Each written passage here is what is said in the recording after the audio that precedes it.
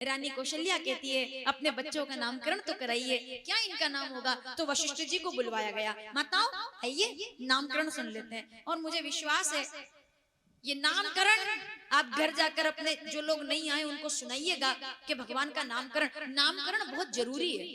चिंटू पिंटू पप्पू चप्पू नाम कोई ऐसे चलते चलते रख दे तो पूरा जीवन खराब हो जाता है। नाम का बहुत महत्व है।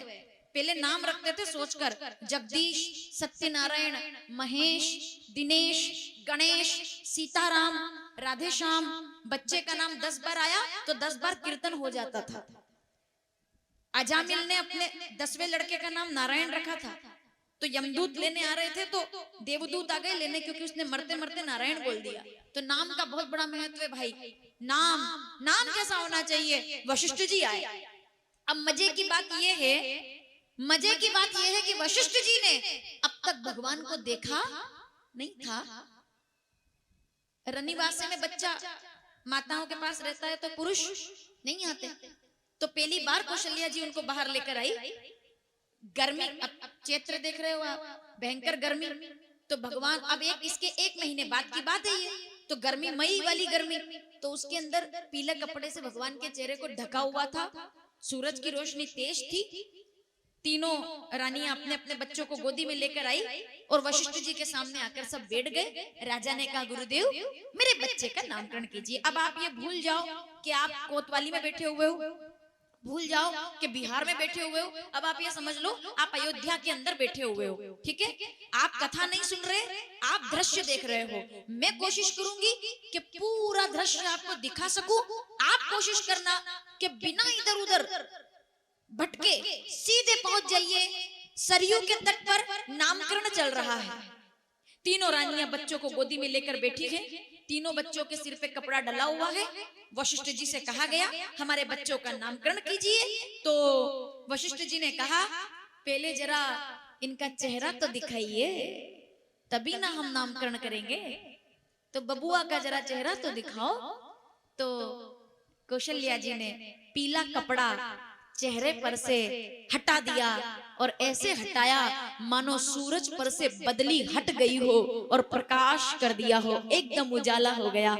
तो राम जी के चेहरे से कपड़ा हटा। वशिष्ठ जी ने जैसे ही भगवान को देखा,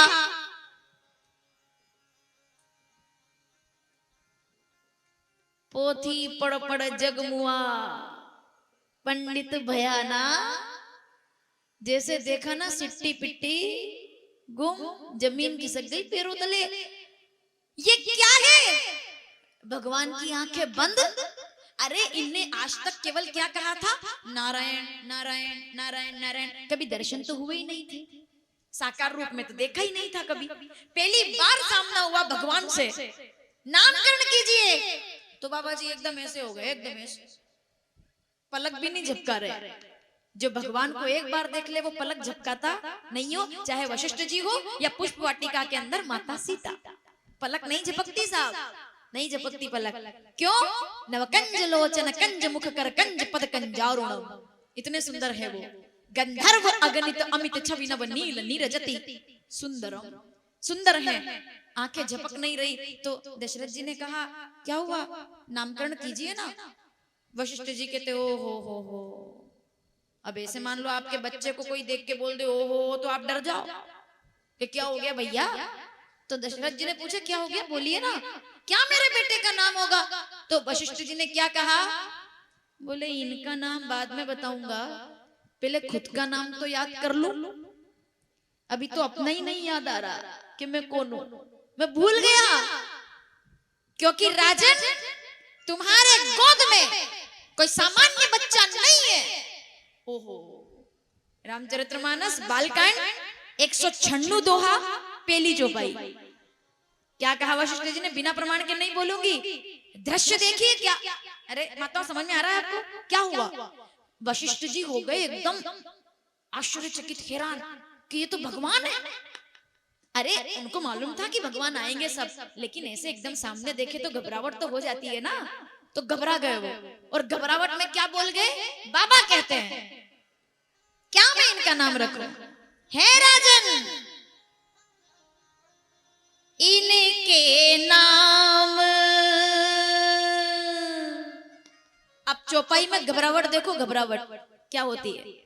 अनेक अनुपा, कौशल्या जी कहती है नाम रखो ना, तो वशिष्ठ जी कहते हैं एक नाम हो तो रखूं, इस सृष्टि में जितने भी नाम है वो सब इनके हैं, इनके अलावा और कोई नाम नहीं है। क्योंकि रानी तुम्हारी गोदी में जो बच्चा है वो कोई सामान्य बच्चा नहीं है। इतना सुना तब तक राम जी की आंखें बंद थी। जैसे ही गुरुजी बोले कोई सामान्य बच्चा नहीं है, तो भगवान सोचे कि बाबा बिगाड़ेंगे काम, ये भावुकता में बह जाएंगे और राज की बात कह जाएंगे। तो भगवान ने अपने मोटे मोटे नयन खोल दिए, आंखें खोली और बाबा की तरफ देखा। महाराज आराम से। ये सब बिहार के बुद्धिजीवी लोग सामने बैठे हैं, ज्यादा इशारा करोगे तो समझ जाएंगे कि मैं भगवान हूं, इसीलिए आराम से नामकरण कर दो। तो वशिष्ठ जी भटके और वापस आए। अब मैं आपको चौपाई के माध्यम से बता रही हूँ कि वो भटके कैसे और वापस कैसे आए। पहले पंक्ति में क्या कहा, इनके नाम अनेक अनूपा।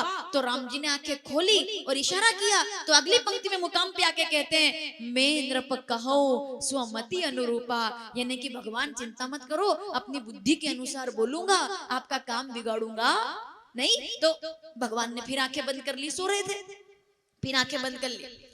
दूसरी चौपाई में फिर भटक गए, फिर राम जी को देखा, फिर भटक गए। बाबा कहते हैं जो आनंद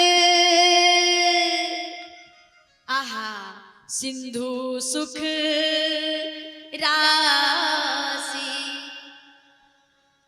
देवी ये जो बालक तुम्हारी गोदी में है ये कोई सामान्य बालक नहीं है। तो भगवान ने फिर आंखें खोली, बोले बाबा नहीं मानेंगे, आज तो बिगाड़ेंगे काम, पूरी कहानी सुना के ही मानेंगे कि ये भगवान है। ये सब मेरे पैर पकड़ने लग जाएंगे भी भगवान कह करके। तो बाबा जी की तरफ देखा, बाबा फिर संभले। तो रानी ने कहा फिर क्या? तो राम जी की तरफ देखकर वशिष्ठ जी बात संभालते हुए कहते हैं, बोले मैं तो ये कह रहा था कि कोई सामान्य बालक नहीं है, राजकुमार है अयोध्या के।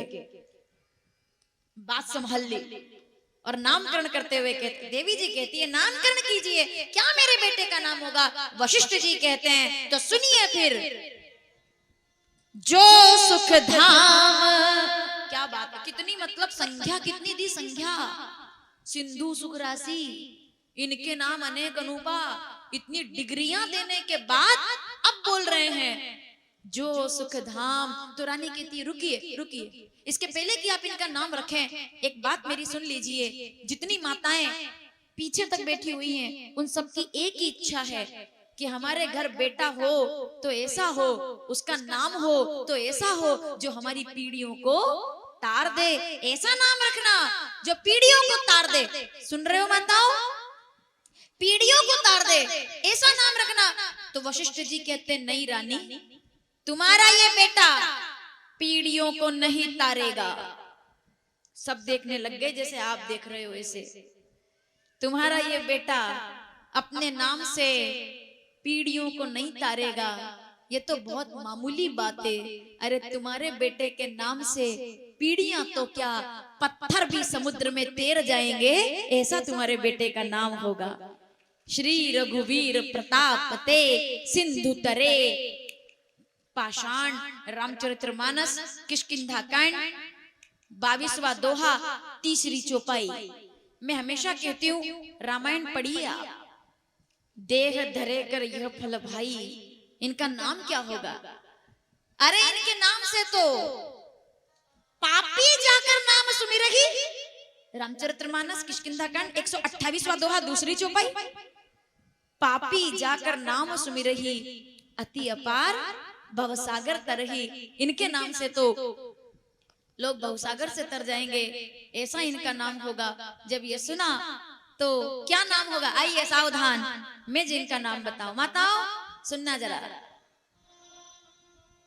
जो सुख धाम, नाम क्या होगा? 2 अक्षर का प्यारा नाम। समझ लो कि मैं भूल गई, एक साथ बोलेंगे साहब। 2 अक्षर का प्यारा नाम, पतित पावन श्री राम जय राम, श्री राम जय राम, इनका नाम होगा। जय सिया राम। जो सुख धाम, नाम से केवल पत्थर नहीं, केवल लोग नहीं तरेंगे, पत्थर भी भवसागर में तैर जाएंगे, ऐसा इनका नाम होगा। क्योंकि कलयुग के लोगों के लिए तो कलयुग केवल, त्रेता में राम आएंगे और कलयुग में नाम काम कर देगा, उद्धार कर देगा। कितनी ताकत है उस नाम में, वो ताकत आपने 22 जनवरी को देख ली होगी। पूरा देश नहीं, पूरा ब्रह्मांड राममय हो गया था जब अयोध्या के अंदर भगवान विराजे। उस नाम में इतनी ऊर्जा है, इतनी ताकत है। गंगा की शांति में और चंद्रमा की कांति में, सूरज के प्रकाश में, स्वर्णिम आकाश में जो सदा उजाला देता है, उनका नाम श्री राम होगा। राम राम राम। प्रसन्न हो गई कौशल्या जी, मेरे बेटे का नाम राम। तो कैकेयी कहती है मेरे बच्चे का भी नामकरण कर दीजिए, चौथे नाम तक पहुंचना है आपको, ठीक है, मेरे बच्चे का नामकरण कर दीजिए। बाबा कहते हैं कैकेयी सुनो, माताओं अगर आप चाहते हो कि आपके घर में कभी दुख ना आए ना, तो ये चौपाई अपने घर की दीवार पर लिख दो, या एक कागज में लिख करके मंदिर में रख लो और रोज पढ़ो इसको। कौन सी? पहली चौपाई के जो सुख धाम रामस नामा। अगर चौपाई नहीं लिख पा रहे हो तो नंबर लिख लो, रामचरितमानस बालकांड 196 दोहा, चारों चौपाई पढ़ो, बढ़िया है, नामकरण की चौपाई है। जो सुखधाम रामस नामा, इनका नाम राम होगा। और जो किसान लोग चाहते हैं कि दाना डाले बीज बोए, तो उस समय कौन सी चौपाई पढ़नी चाहिए कि एक दाना डालें और लाखों दाने बन जाए, माताएं घर में भोजन बनाए, अन्नपूर्णा के भंडारे खुल जाए, उसके लिए ये चौपाई बोली जाएगी। माता कैकेयी के बेटे का नाम क्या होगा? सावधान, बाबा ने कहा, सुनिए रानी, विश्व भरण। अब क्या है कि ये चौपाई बोल के रुक जाऊंगी मैं, क्योंकि गलती से अगर इनकी व्याख्या करने लग गए ना, तो बाकी के दो नामकरण समझ लो 4 दिन बाद होंगे, क्योंकि ये नाम ही ऐसा है जिनका नामकरण अब होने वाला है। इस पे तो मैं बिल्कुल भी नहीं बोलूंगी, क्योंकि इसके लिए मेरा एक दिन विशेष सुरक्षित है जब मुझे इनकी बात करनी है। लेकिन ये जो बेटा अब आने वाला है जिनका नामकरण है, सुन लीजिए, विश्व भरण पोषण कर जोई, ताकर नाम भरत।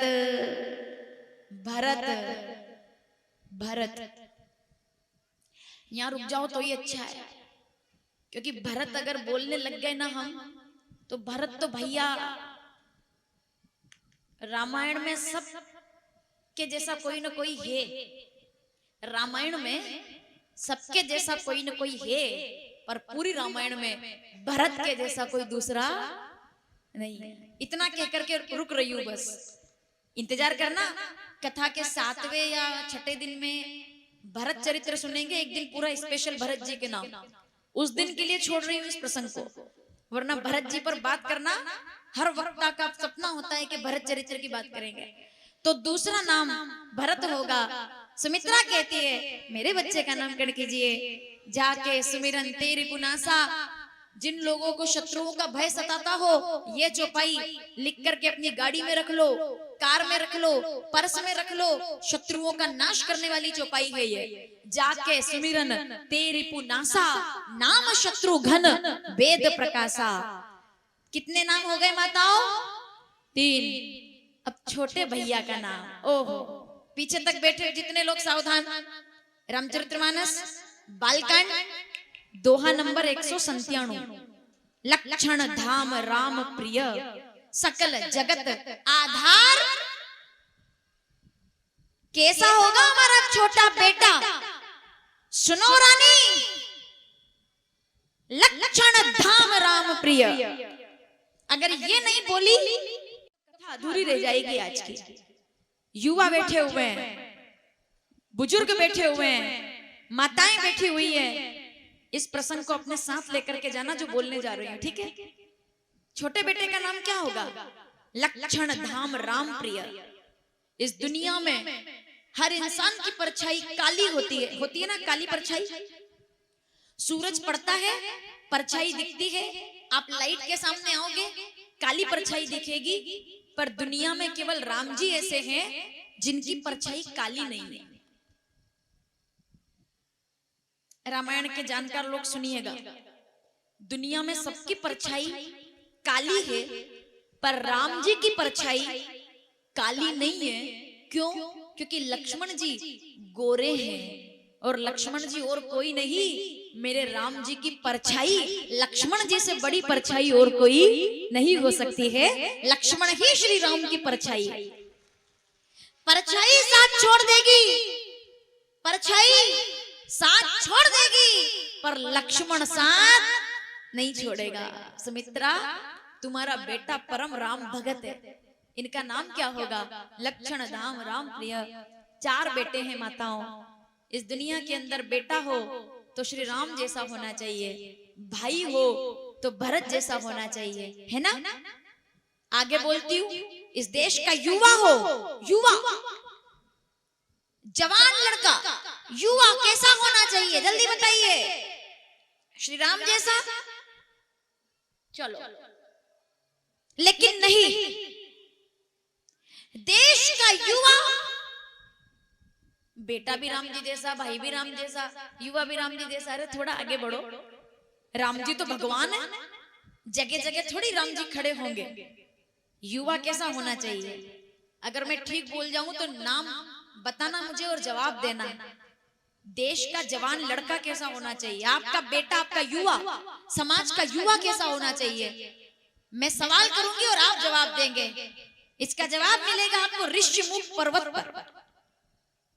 सवाल बालकांड का है और जवाब किष्किंधा में जाकर मिलेगा, ऋष्यमुख पर्वत पर।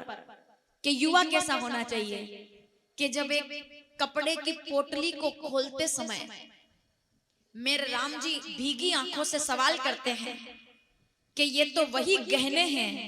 सुनिएगा जरा पीछे तक बैठे हुए लोग, ये तो वही गहने हैं लखन।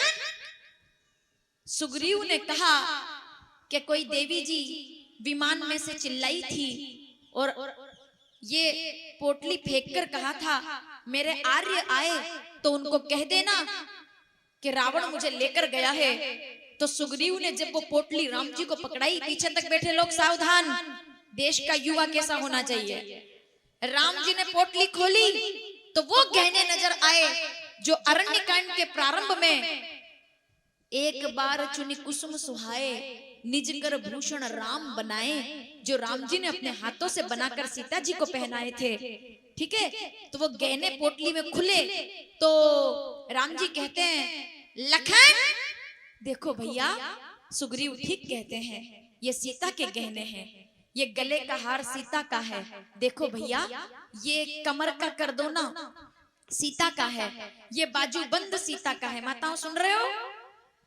ये कर्ण फूल कान के झुमके सीता के हैं ना? ये मांग का टीका, ये टीका सीता का है ना?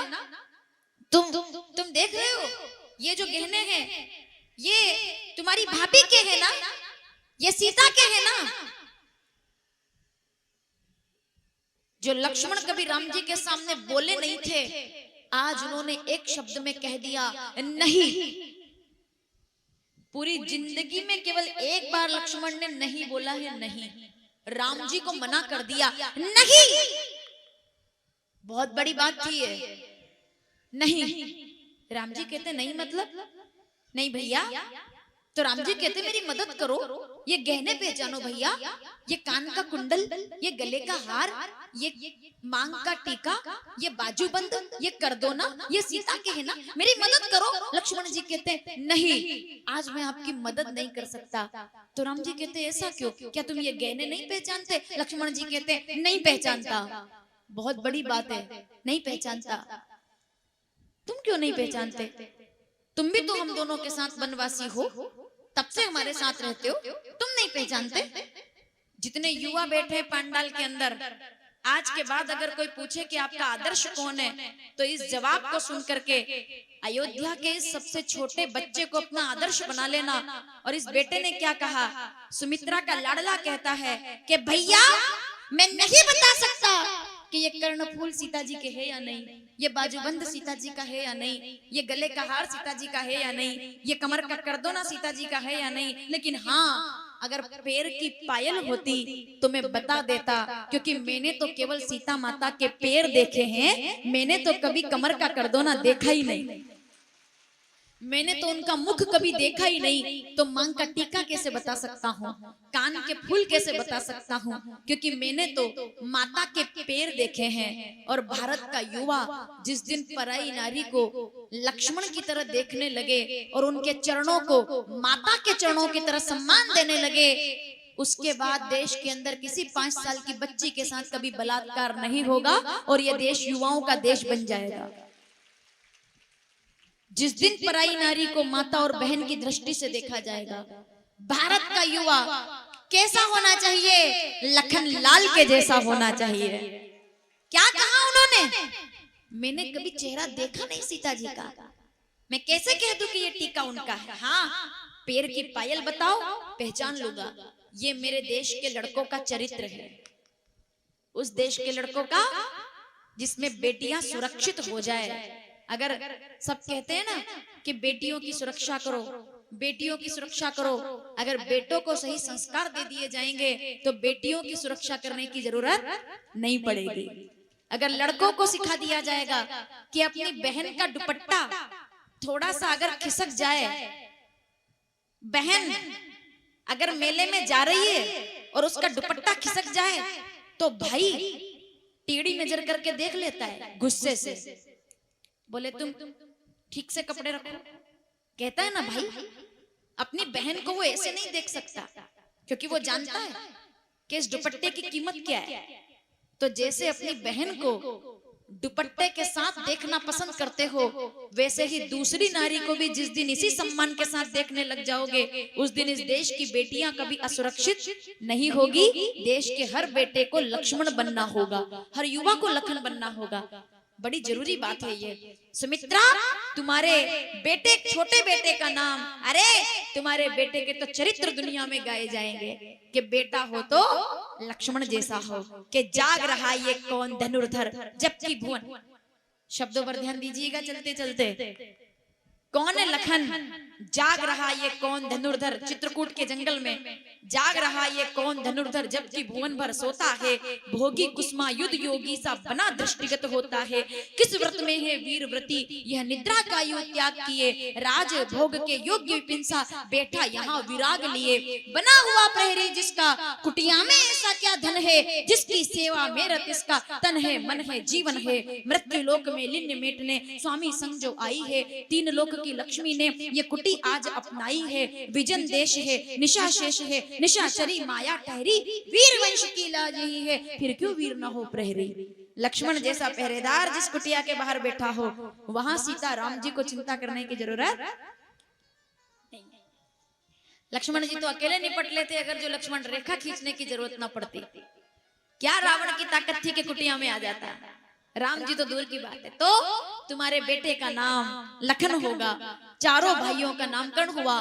बड़े भैया का नाम राम, छोटे भैया का नाम लखन, भरत, शत्रुघ्न। चार बेटे जब देखे अयोध्या को जैसे महानिधि मिल गई। आनंद देखिए अयोध्या का माताओं, चार बेटे